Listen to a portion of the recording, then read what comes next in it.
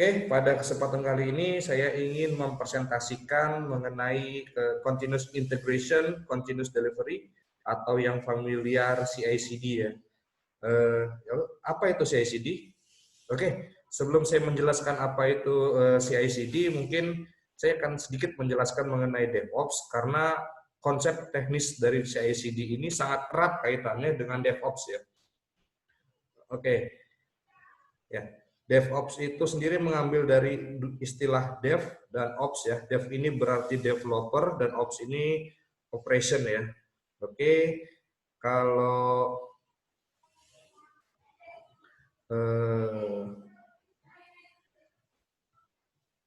kita tahu ya kalau dulu itu metode konvensional tuh ya. Saat development aplikasi itu antara developer dengan operation tuh bekerja sendiri ya. Parsial dan serial ya. Jadi ketika developer bekerja, ini operation hanya menunggu ya. Lalu ketika operation menginput code atau membuatkan resource infrastruktur buat developer menaruh code-nya, si developer yang sekarang berarti bekerja ya. Metode ini tidak efisien ya. Jadi wasting time, dan tidak ada kolaboratif antara developer dan operation ya. Nah, makanya saat ini diperkenalkan metodologi atau habits atau kultur budaya dalam pembuatan budaya dalam development aplikasi yang mana adanya kolaborasi antara developer dengan operation. Budaya atau metodologi tersebut familiar dinamakan DevOps ya. Dan untuk flow pembuatan development aplikasinya sendiri, DevOps itu selalu continuous innovating ya. Jadi ini kalau kita lihat gambar angka 8 kita putar 180 derajat 90 derajat ya.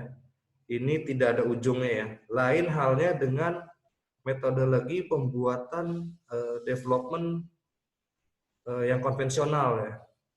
Nah, seperti ini ya. Ini namanya waterfall model ya. Development life cycle-nya waterfall model. Ini selalu go ahead ke depan. Ini sangat tidak memungkinkan untuk melakukan pengembangan ya. Karena kalau ada perubahan di salah satu sisi sini, itu kita harus balik lagi ke awal ya, menentukan requirement lagi dari awal. Jadi stepnya langsung step ke nol lagi. Nah, dengan DevOps itu kita bisa dengan mudah melakukan innovating ya, karena stepnya selalu life cycle-nya seperti ini. Nah, jadi kalau saya ambil contoh nih ya, mungkin biar lebih mudahnya benefit dari DevOps ini, contoh realnya ya. Bagaimana Instagram itu begitu cepatnya merilis IG Story ya. Jadi Instagram begitu cepatnya mereka melakukan upgrade sisi aplikasi mereka, menambahkan fitur IG Story sehingga menghancurkan kejayaannya Snapchat. Jadi kalau dulu Snapchat berjaya, setelah Instagram mengeluarkan IG Story itu bisa menghancurkan Snapchat. Atau bagaimana Nutanix gitu ya. Bisa merilis fitur kayak Nutanix Carbon, lalu fitur-fitur bucket, files, itu kan kalau dari awalnya kan tidak seperti itu, tapi bisa melakukan pengembangan. Nah, itu semua bisa dilakukan karena manfaatnya dari DevOps ini. Jadi dengan DevOps, aplikasi berubah sifatnya menjadi dinamis ya, karena terus berkembang dan tentunya sangat agile untuk mengikuti permintaan pasar. Oke, balik lagi ke CI/CD.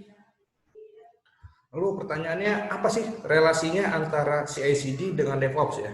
Oke, tadi kan sudah saya jelaskan, kalau DevOps itu adalah kultur atau metodologi development untuk mengembangkan aplikasi secara lebih cepat, mudah untuk dikembangkan, lebih efisien. CI/CD itu adalah teknisnya. Jadi saya ulangin lagi, kalau DevOps itu adalah metodologinya, CI/CD itu adalah teknisnya, teknis melakukan otomasi dalam DevOps ya, baik itu untuk testing, untuk building, hingga sampai ke developing ya. atau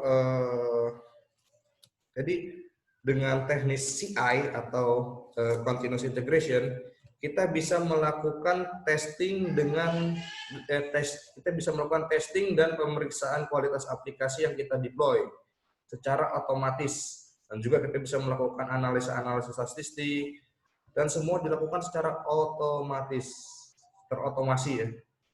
Lalu dengan CD kita bisa dapat melakukan deployment secara terotomasi.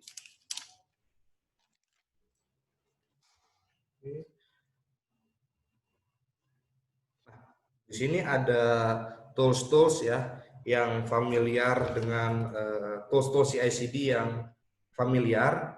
Itu yang pertama ada Git ya. Git ini untuk manajemen source code ya. Jadi Git ini sifatnya distribute revision control ya. Jadi version control system yang terdistribusi. Jadi dengan Git itu memudahkan kolaborasi karena database Git itu tidak hanya disimpan tersentralize ya. Jadi setiap developer yang ikut dalam project ini ikut memegang ikut menyimpan data ya. Jadi setiap perubahan itu hanya menyimpan deltanya saja ya, perubahan data kodenya. Jadi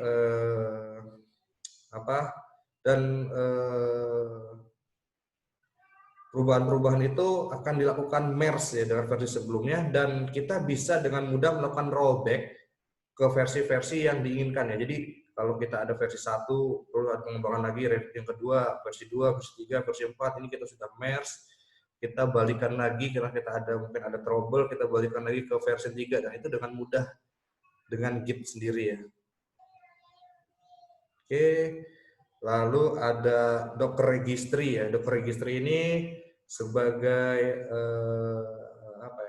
infrastruktur ya, sebagai infrastruktur untuk kontainer ya, infrastruktur untuk menjalankan tools-tools DevOps dan tools-tools CI/CD ini. Jadi running di atas Docker Registry ya, salah satu toolsnya ya, tools untuk running tools-tools dari CI/CD atau DevOps sendiri ya. Lalu JFrog Artifactory ini tools untuk media penyimpanannya ya. Lalu ada lagi, lalu dari Nutanix sendiri itu kita punya namanya Nutanix Calm. Nah, kalau Nutanix Calm ini fungsinya untuk mengotomasi atau self-service provisioning sebagai manajemen app lifecycle dan untuk orkestrasi juga. Jadi dengan Calm kita bisa mendefinisikan aplikasi dengan blueprint yang sederhana dan mengontrol semua aspek app lifecycle seperti provisioning, scaling, maupun clean up-nya.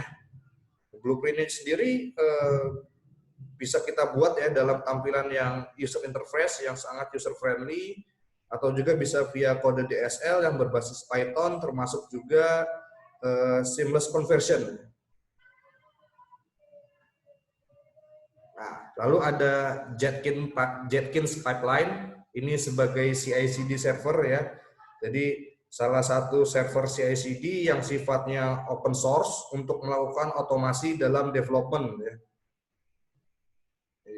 Dia sifatnya open source, support running di atas Windows, Linux, Mac OS, Unix-like OS, dan berbasis Java-based program. Jenkins ini punya ratusan plugin ya, untuk teknis CI/CD, yang mana ini akan membantu proses building, testing, deploying, release, dan otomasinya ya, otomasi dalam development-nya ya.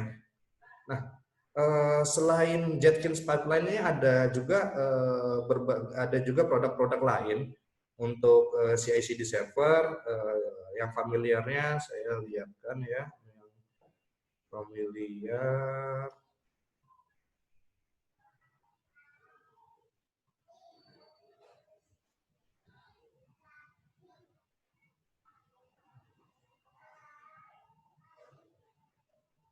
Oke, ini yang ada Jenkins, Circle Key, TeamCity, Bamboo, GitLab ya. Nah, namun Jenkins ini sifatnya free ya, karena dia open source ya. Dan walaupun dia free, tapi secara rating, ini saya ambil dari salah satu web, ya secara rating, dia ratingnya makan lebih tinggi dibanding yang lain. Walaupun fiturnya dia lebih rendah dibanding yang lain. Ya.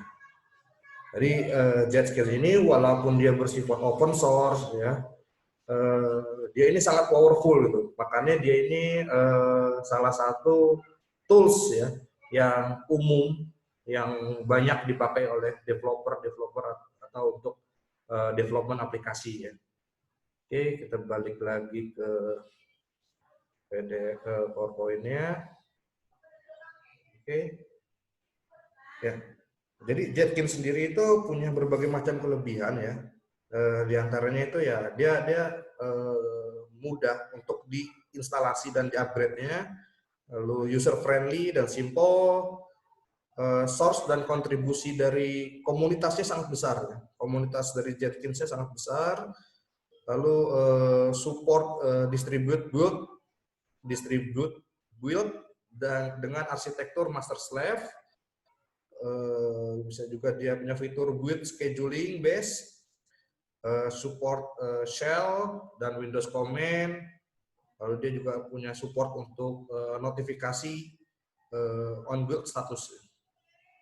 Jadi walaupun dia open source, dia user friendly, komunitasnya source komunitasnya sangat luas, lalu fitur-fiturnya pun cukup banyak ya, plugin-pluginnya pun cukup banyak. Jadi Jenkins ini salah satu tool CI/CD yang direkomendasikan saat ini ya. Oke, lalu dari gambar-gambar ini apa korelasinya ya? Jadi CI/CD server itu akan running di atas Docker registry ya. Source code-nya itu menggunakan Git ya, manajemen source code-nya, dan media penyimpanannya itu akan disimpan di JFrog Artifactory dan akan diorkestrasi atau diotomasi itu dengan Calm. Oke, saya akan show contoh videonya ya, bagaimana kolaborasi dari tools-tools ini dalam melakukan otomasi atau dalam menjalankan teknis CI/CD ini dalam metode development DevOps. Oke. Ya, developingnya sendiri itu bisa untuk UAT environment, untuk UAT, untuk the dev environment, staging, ataupun juga bisa untuk production ya. Oke, saya langsung ke sini. Di sini saya akan coba mendemonstrasikan video demonstrasi CI/CD dalam environment Nutanix ya. Jadi saya akan show bagaimana tools yang tadi itu berkolaborasi. Oke, saya coba play. Oke, ini action yang saya akan lakukan ya. Some code change to trigger webhook ya. Webhook itu sendiri apa ya? Cara bagi suatu aplikasi ya untuk menyediakan aplikasi lain dengan informasi real time atau juga link URL yang ditambahkan agar data yang dikirim dapat langsung diterima real time dengan link URL yang sudah ditentukan ya. Jadi webhook ini apa ya, sering diistilahkan callback ya, karena tadi secara fungsinya ya sering diistilahkan callback, dan juga webhook ini sering disebut reverse API karena kita harus merancang API dahulu agar webhook bisa digunakan ya. Oke, mungkin kalau yang masih belum memahami contoh kasusnya webhook ini gini, ketika kita register suatu web ya, saya kita ambil contoh Tokopedia ya, kita register, di situ misalnya ada pilihan kita register Tokped melalui akun Gmail kita ya. itu ada integrasi ya. Jadi kita register ke Tokped tapi melalui akun Gmail. Nah, setelah kita registrasi, tahu-tahu di Gmail dapat notifikasi secara otomatis. Otomasi untuk verify user. Kalau user ini sedang register, kalau user ini baru saja melakukan request untuk register akun Tokped, gitu ya, Tokopedia ya. Nah, itu proses-proses webhook ya. Bagaimana suatu aplikasi bisa menyediakan informasi untuk aplikasi yang lainnya secara real time ya.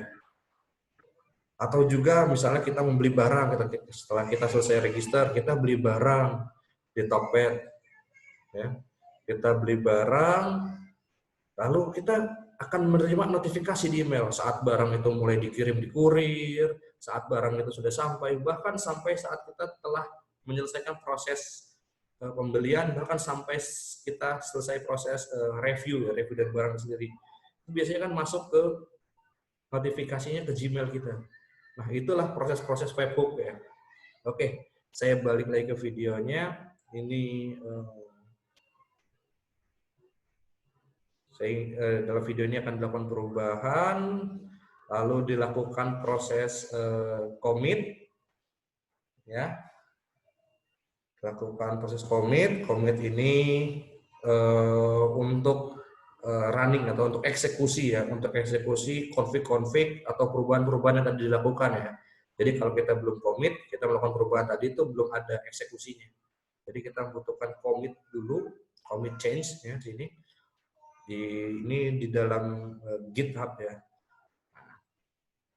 Kita melakukan commit dulu. Oke.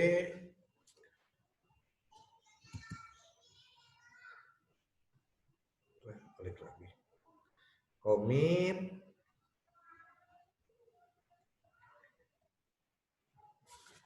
Lalu sini ada proses commit. Nah, dilihat ya. Setelah kita melakukan proses commit ya, di sini ada proses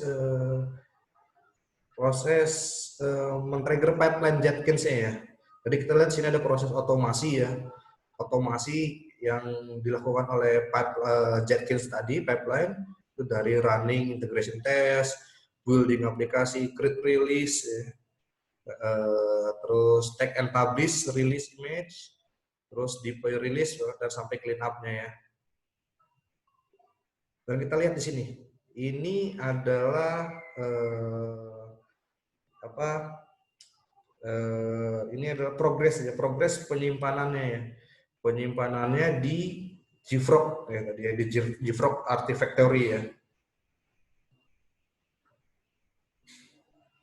Ini masih proses on progress, bagaimana dilakukan ini secara otomasi ya, secara otomatis.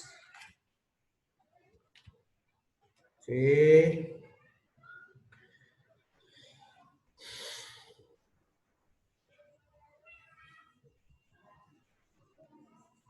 Kita lihat di JFrog-nya. Oke, saya balik dulu ke lewat tadi.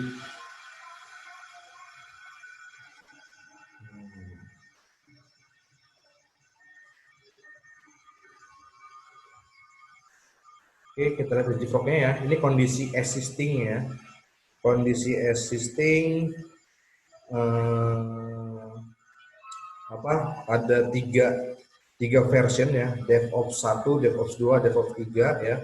Kondisi existing, lalu kita tadi melakukan perubahan dan kita melakukan commit, lalu Jenkins tadi melakukan eksekusi, dan kita lihat, kita refresh, sekarang ada 4 versi ya. Ada DevOps 4 ya. Karena DevOps 4, dan ini isinya. Lalu kita lihat sekarang di Prism Nutanix ya, untuk melihat sini kita lihat dari Calm. Nah, oke, menarik ini. Di sini ada proses ya, ada task yang running dalam Calm ya. Dan di sini kita lihat ada proses-proses otomasi ya.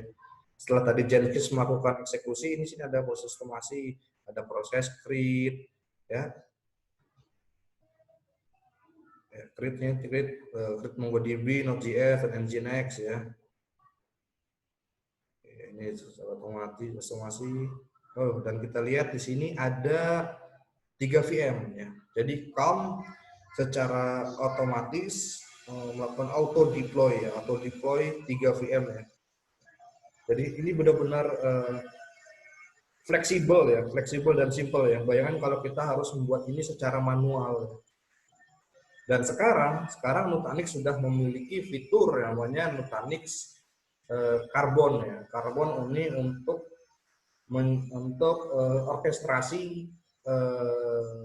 Jadi Carbon sendiri ini adalah Kubernetes, ya, produk dari Google, ya, open source dari Google. Carbon ini untuk melakukan orkestrasi, Carbon atau Kubernetes ini untuk melakukan orkestrasi terhadap kontainer, ya, atau Docker, ya, karena ya itu kalau di Docker itu tentu proses jauh lebih cepat lagi dibandingkan dengan pendeploy VM. Mengapa? Karena di Docker tidak membutuhkan guest OS, ya, hanya membutuhkan basic OS hanya untuk menjalankan satu service saja, dan secara size-nya pun jauh lebih kecil dibandingkan dengan VM, ya. Jadi bisa lebih cepat lagi, ya, karena ini videonya video lama, itu masih belum ada Docker-nya itu sendiri. Belum ada fitur Nutanix Carbon itu sendiri, ya. Tapi dari sini aja kita sudah melihat, ya, betapa simpelnya auto deploy VM, ya. Ini 3 VM, ada 3 layer, Nginx, Node.js, dan MongoDB, ya, MongoDB sebagai database nanti, database-nya.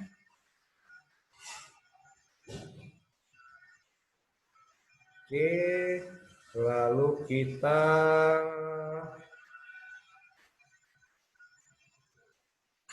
show di prism-nya. Kita lihat VM tadi. Kita buka service Nginx-nya, dan inilah result hasilnya. Dari summary-nya kita sudah tahu, ya, bagaimana mudahnya development aplikasi dengan metode DevOps dan memanfaatkan teknis CI/CD dengan tools-toolsnya, dan dikolaborasikan dengan fitur-fitur dari Nutanix, ya, seperti Nutanix Calm, ya. Jadi kalau kita balik lagi ke tadi, ya, contoh di sini yang tadi, ini di Nutanix itu kita punya namanya Nutanix Calm, ya. Nutanix Calm itu bukan hanya fungsinya sebagai auto provision, ya. Bukan hanya sebagai auto provision, tapi dalam Nutanix Calm juga kita ada marketplace, ya. Marketplace-nya untuk kita bisa mendeploy aplikasi-aplikasi ini, ya, yang sudah ada di marketplace Nutanix, ya. Jadi sama seperti kayak kita menginstal aplikasi di App Store atau di Play Store, gitu kan. Itu kita bisa lakukan dengan klik dan on the fly. Jadi Nutanix punya Nutanix Marketplace untuk membantu deploy-nya juga yang ada di dalam Nutanix Calm. Dan Calm ini benar-benar membantu sebagai orkestrasi melakukan metode DevOps dengan teknis CI/CD. Oke, sekian dari saya. Terima kasih.